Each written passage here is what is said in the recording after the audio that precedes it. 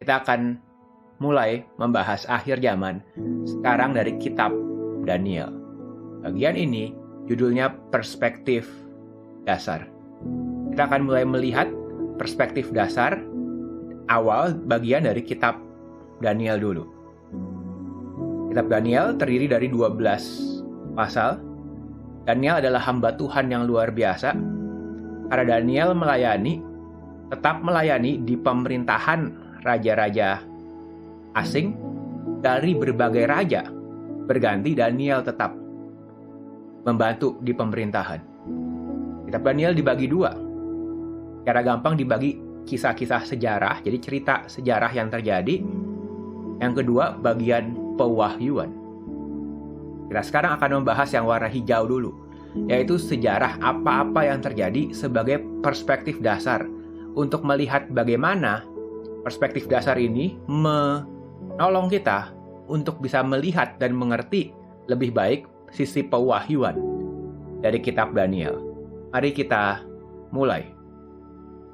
Daniel pasal 1 itu bicara bagaimana Raja Babel, jadi kerajaan besar pada waktu itu, Israel dibawa ke dalam pembuangan ke Babel. Lalu Raja Babel mencari orang-orang pintar. Daniel, Sadrah, Mesakh, Abednego termasuk. Tapi dalam kondisi seperti ini, Daniel, Sadrah, Mesakh, Abednego menjaga integritas, menjaga kekudusan di hadapan Tuhan. Dan Tuhan berkati, dan Tuhan lindungi, dan Tuhan memberikan hikmat pewahyuan kepada mereka. Kita belajar bahwa Tuhan memberkati orang benar. Tuhan menolong umatnya bahkan di tengah pemerintahan raja-raja yang menentang Tuhan. Kekudusan berhubungan dengan pembukaan mata. Kita bilang berbahagia orang yang suci hatinya, mereka akan melihat Allah. Jadi orang yang suci hati berhubungan dengan pembukaan mata, mereka akan melihat Allah. Daniel, Sadrah, Mesakh, Abednego menjaga hidup mereka benar di tengah keadaan yang berbeda. Dan Tuhan berikan mereka hikmat, Tuhan berikan mereka pewahyuan, Tuhan malah angkat mereka. Menyatakan Tuhan berkuasa di atas kerajaan-kerajaan dunia. Dan tema ini berlanjut. Daniel pasal 3 menyatakan bagaimana Nebukadnezar membangun patung besar untuk disembah dan harus disembah. Kalau tidak, ancamannya adalah perapian yang menyala. Sadrah, Mesakh, Abednego menolak. Dan Tuhan lindungi. Tapi kita belajar apa kualitas dari Sadrah, Mesakh, Abednego luar biasa. Alkitab menulis, Sadrah, Mesakh, Abednego menjawab Raja Nebukadnezar, tidak ada gunanya kami memberi jawab kepada Tuanku dalam hal ini. Jika Allah yang kami puja sanggup melepaskan kami, Ia akan melepaskan kami dari perapian yang menyala-nyala itu dan dari dalam tanganmu ya Raja. Tapi seandainya tidak, hendaklah Tuanku mengetahuinya, ya Raja, bahwa kami tidak akan memuja dewa Tuanku, tidak akan menyembah patung emas yang Tuanku dirikan itu. Ini karakteristik umat Tuhan. Umat yang mengikut Tuhan karena Tuhan. Umat yang rela hidup buat Tuhan. Umat yang siap mati untuk Tuhan kalau diperlukan. Mereka menyembah Tuhan, kami berharap kalau sampai Tuhan yang kami sembah melepaskan kami, baik sekali, tapi seandainya tidak.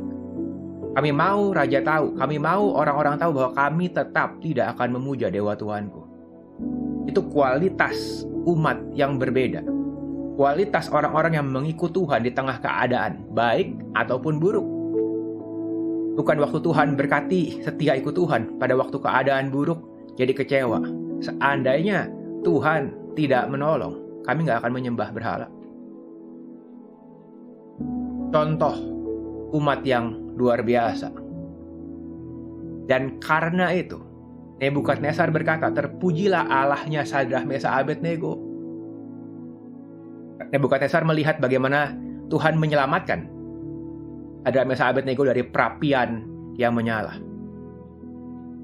Dia telah mengutus malaikatnya dan melepaskan hamba-hambanya yang menaruh percaya kepadanya. Terpujilah Allahnya Sadrah, Mesakh, Abednego. Tuhan ditinggikan melalui umat yang siap menderita. Tuhan bisa tolong kita dalam masalah kita dan kita akan bersyukur, kita akan bersaksi memuji Tuhan. Tapi ada waktu juga di mana kita perlu melewati berbagai hal. Tuhan ditinggikan melalui umatnya, di atas umatnya yang siap menderita. Bahkan sampai kaisar berani berkata terpujilah Allahnya mereka. Karena kekuasaan Tuhan justru nyata. Bukan dari melepaskan di awal, tapi melewati perapian yang menyala. Karakteristik umat akhir zaman, umat yang siap menderita. Nanti kita akan bahas ini lebih banyak. Tapi ini contoh awal. Contoh awal. Karena dari awal sudah diberi contoh bagaimana umat Tuhan bersikap. Daniel pasal 4 menyatakan bahwa Raja Nebukadnezar sombong. Karena sombong, akhirnya jadi gila, jadi seperti binatang. Daniel pasal 4 ada beberapa kalimat yang menurut saya sangat luar biasa. Salah satu contohnya ini. Supaya orang-orang yang hidup tahu bahwa yang maha tinggi Tuhan berkuasa atas kerajaan manusia dan memberikan kepada siapa yang dikehendakinya. Pada waktu itu yang paling hebat kerajaan Babel. Gak ada kerajaan lainnya yang lebih hebat dari Babel di tempat itu, di sekitar tempat itu pada waktu itu. Dan Israel aja kalah. Karena dosa, betul. Tapi Israel kalah. Kalau orang secara manusia melihat, wah yang paling hebat hanya kerajaan Babel. Tapi Daniel melihat sudut pandang yang berbeda. Daniel bilang bukan. Supaya Tuhan yang maha tinggi itu berkuasa atas kerajaan manusia. Jadi siapa yang bertahta? Tuhan bertahta bahkan di atas kerajaan, di atas pemerintahan yang paling tinggi, yang paling besar sekalipun. Tuhan tetap memerintah, Tuhan tetap bertahta. Dan Tuhan yang memberikan kepada siapa yang dikehendakinya. Bahkan orang yang paling kecil sekalipun dapat diangkatnya untuk kedudukan itu.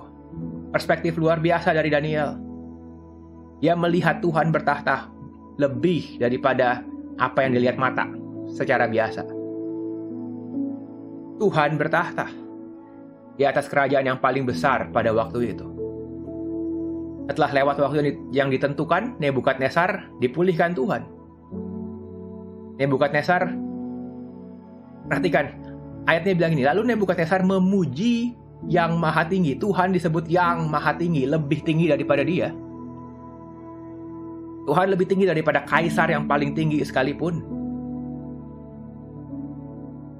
Lalu Nebukadnezar memuji yang maha tinggi, membesarkan, memuliakan yang hidup kekal itu. Kenapa? Karena kekuasaan Tuhan, kekuasaan kekal. Kerajaan Tuhan turun-temurun.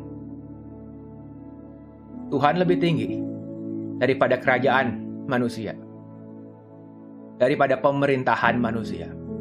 Itu pesan kuat yang berteriak di kitab Daniel. Semua penduduk bumi dianggap remeh. Tuhan berbuat menurut kehendaknya terhadap bala tentara langit dan penduduk bumi. Tidak ada seorang pun dapat menolak tangannya dengan berkata kepada Tuhan, apa yang kau buat? Tuhan bertahta di atas segala pemerintahan. Dia raja di atas segala raja. Dia Tuhan di atas segala Tuhan. Dia Tuan di atas segala Tuan. Manusia lihat Babel lah yang berkuasa. Enggak, Tuhan. Tetap Tuhan berkuasa di atas berbagai keadaan. Sudah waktunya orang lihat Tuhan. Bukan pusing dengan keadaan. Karakteristik umat akhir zaman. Daniel pasal 5, anak Nebukadnezar tidak menghormati Tuhannya orang Israel, memakai perkakas bait suci, berpesta pora, melakukan hal-hal yang gak bagus. Dan dia lihat penglihatan. Mene-mene Tekel Parsin berbicara mengenai bahwa waktunya sudah tiba. Pada hari itu juga Belsasar digantikan. Belsasar mati digantikan pemerintahan Media. Daniel pasal 5 ayat 18 berkata, ya Tuanku Raja, Allah yang maha tinggi telah memberikan kekuasaan sebagai Raja. Kebesaran, kemuliaan, keluhuran kepada Nebukadnezar Allah Tuanku. Allah disebut yang maha tinggi yang memberikan kekuasaan. Karena semua di bawah kontrol Tuhan. Tidak ada tuh yang lepas kendali dari Tuhan. Bukan karena manusia terlalu hebat dia berkuasa. Ada izin Tuhan di situ. Karena Allah yang Maha Tinggi yang memberikan kekuasaan. Kenapa? Karena Dia yang berkuasa. Lebih daripada manusia. Dan Tuanku meninggikan diri terhadap yang berkuasa di sorga. Jadi Daniel menegur dengan keras berkata sombong. Meninggikan diri terhadap yang berkuasa di sorga. Yang berkuasa itu bukan sekedar kaisar dunia, tetap Tuhan lebih berkuasa di sorga. Perhatikan kalimat di Alkitab berkata begini. Dan tidak Tuanku muliakan Allah yang menggenggam nafas Tuanku dan menentukan segala jalan Tuanku. Tuhan bertahta di atas pemerintahan manusia, di atas kaisar, di atas keadaan apapun. Dia di atas semua manusia. Betapa berani Daniel bicara begitu kepada kaisar. Tapi memang benar Tuhan yang memegang jalan hidup orang. Dan saat itu akhirnya Belshazzar mati. Diganti kerajaan Persia, kerajaan Babel runtuh di situ. Daniel pasal 6 seperti Sadrach Meshach Abednego, Daniel juga diperhadapkan dengan tantangan. Jangan berdoa, kalau berdoa masuk gua singa. Daniel tetap berdoa dan Tuhan lindungi. Akibatnya Alkitab menyatakan bersama ini, kuberikan perintah di seluruh kerajaan yang kukuasai, orang harus takut dan gentar kepada Allahnya Daniel. Sebab Dia Allah yang hidup, yang kekal untuk selama-lamanya. Pemerintahannya tidak akan binasa, kekuasaannya tidak akan berakhir. Bukankah luar biasa? Bagaimana Tuhan ditinggikan melalui umatnya yang siap menderita. Dinyatakan sekali lagi Tuhan itu hidup kekal. Pemerintahan Tuhan yang tidak berakhir. Pemerintahan manusia berakhir. Pemerintahan Tuhan gak berakhir. Seberapapun hebatnya pemerintahan manusia ada umurnya. Yang kekal hanya pemerintahan Tuhan. Tuhan melepaskan. Tuhan menolong. Tuhan mengadakan tanda dan mujizat. Di langit, di bumi, Tuhan yang melepaskan Daniel dari cengkeraman singa. Haleluya. Kenapa saya beri judul bagian ini perspektif dasar? Karena dari cerita ini, semua cerita ini menyatakan dengan jelas Tuhan.